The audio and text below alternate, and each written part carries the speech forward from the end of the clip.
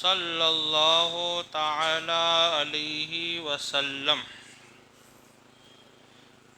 حضرت عائشہ صدیقہ رضی اللہ تعالی عنہا اپنے بھائی حضرت عبد الرحمن بن ابو بکر کو وضو کرتے ہوئے دیکھا تو کہا، اے عبد الرحمن، اچھی طرح مکمل وضو کرو، کیونکہ رسول پاک صلی اللہ علیہ وسلم نے فرمایا ہے، ویل للاعقاب من النار، خشک ایڑیوں کے لیے جہنم کا عذاب ہے۔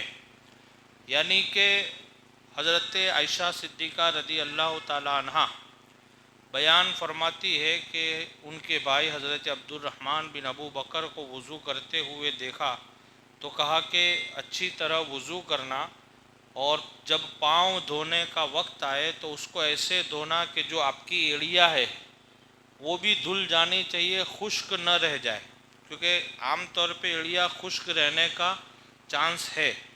ہم کبھی کبھی غفلت کی وجہ سے اوپر والے حصے پہ ایسے پانی بہا کے صرف نکل جاتے، تو یہ جو ایڑی والا پیچھے والا جو بھاگ رہتا ہے وہ خشک رہنے کا چانس ہے، یعنی ہو سکتا ہے کہ وہاں اگر آپ نے توجہ نہ دی تو وہاں پانی نہ پہنچے، اور پانی نہ پہنچنے کی صورت میں اتنا حصہ دھونے کا رہ جائے گا، یعنی خشک رہ جائے گا۔ جب خشک رہ جائے گا تو آپ کا وضو نہیں ہوگا، وضو نہیں ہوگا تو آپ کی نماز نہیں ہوگی۔ اور جو اس طریقے سے لاپرواہی سے وضو کرتے ہیں کہ جن کی ایڑیا وغیرہ خشک رہ جاتی ہے، تو اس کے لیے سرکار علیہ السلام فرماتے ان کے لیے جہنم کا عذاب ہے، کیونکہ وضو کے جو 4 فرائض ہے وہ مکمل طور پر ادا ہونا بہت ضروری ہے۔ اگر اس میں ہاتھ دھونے میں، چہرہ دھونے میں اور مسح کرنے میں اور پاؤں دھونے میں اگر ذرہ برابر سی کمی رہ گئی، یا چاروں فرائض میں سے ایک فرض کو ادا کرنے میں بھی اگر کوئی کمی رہ جائے گی تو ایک فرض بھی ادا نہ ہونے کی صورت میں آپ کا وضو نہیں ہوتا ہے۔ جب وضو نہیں ہوتا ہے تو آپ کی نماز نہیں ہوگی، پھر آپ کتنی بھی عبادت کرو، کتنی بھی رکعتیں پڑھو، سجدے کرو، کسی کا کوئی مطلب نہیں رہتا ہے، کیونکہ نماز کے لیے وضو شرط ہے، اور وضو کا مطلب یہ ہے کہ صحیح طریقے سے وضو کرنا۔ تو آج کا جو بیان ہے اس میں خاص ایڑیوں کا ذکر ہے کہ جب ہم پاؤں دھوتے ہیں تو ایڑیا خشک رہنے کا موقع رہتا ہے، تو لہٰذا جب بھی ہم پاؤں دھوئے تو اس بات کا خیال کریں کہ ہماری ایڑیا وغیرہ، پاؤں کی ایڑیا وغیرہ خشک نہ رہ جائے۔ اسی طرح ایک حضرت جابر رضی اللہ تعالیٰ عنہ سے روایت ہے کہ نبی کریم صلی اللہ تعالیٰ علیہ وسلم نے ایک شخص کے قدم میں خشکی دیکھی۔ حضرت جابر بیان فرماتے کہ ایک مرتبہ حضور پاک نے ایک آدمی کو دیکھا کہ اس نے وضو کیا لیکن اس کی ایڑی خشک رہ گئی ہے، برابر پانی وہاں پہنچا نہیں ہے، خشک یعنی سوکھا۔ ایک شخص کے قدم میں خشکی دیکھی تو فرمایا، ویل للعقاب من النار، ایڑیوں کے لیے ہلاکت کا عذاب ہے، یعنی جہنم کا عذاب۔ اس آدمی سے کہا کہ تم نے ایڑی برابر دھوئی نہیں ہے، وہاں وضو کا پانی برابر پہنچا نہیں ہے، تو ایسے لوگوں کے لیے ہلاکت والا عذاب ہے۔ میرے پیارے آقا صلی اللہ علیہ وسلم کے پیارے دیوانوں، وضو کرتے وقت اعضائے وضو کے دھلنے میں بے حد احتیاط ضروری ہے۔ اعضائے وضو کا مطلب کیا؟ کہ ہمارے شریر کے وہ حصے جو وضو کے اندر دھوئے جاتے ہیں، جیسے دونوں ہاتھ ہے، چہرہ ہے، پاؤں ہے، اس کو بولتے ہیں اعضائے وضو۔ تو صاحب کتاب خلاصہ کرتے ہیں کہ اعضائے وضو کے دھلنے میں بے حد احتیاط ضرور ہے، یعنی بہت زیادہ دھیان رکھنے کی ضرورت ہے۔ دیکھ بہت سارے ہوتے ہیں بھائی تھوڑا دھیان رکھو، تھوڑا نہیں، بہت زیادہ دھیان رکھنا ہے، ٹھیک ہے۔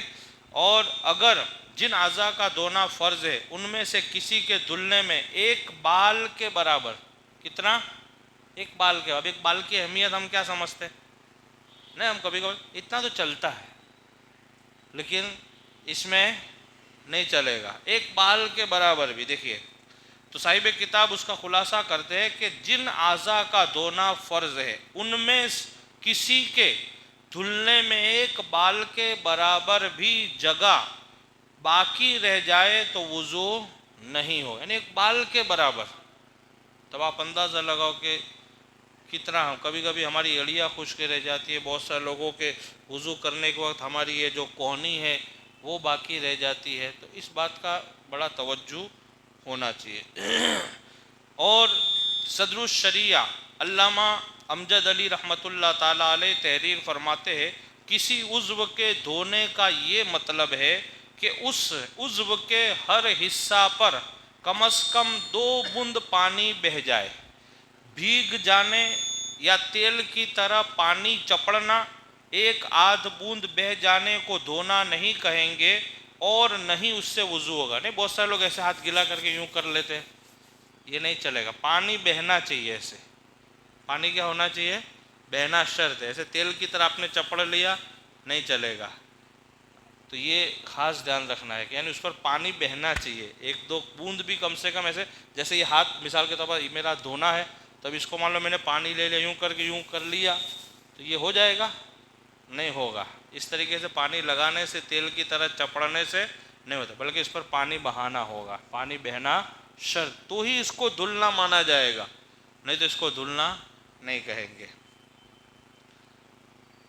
اس امر کا لحاظ بہت ضروری ہے، لوگ اس کی طرف توجہ نہیں دیتے اور نماز اکارت جاتی ہے۔ اس بات کی طرف بہت سارے لوگ توجہ نہیں دیتے کہ بس بھیگ گیا نہیں ہو گیا، نہیں، پانی بہنا ضروری ہے۔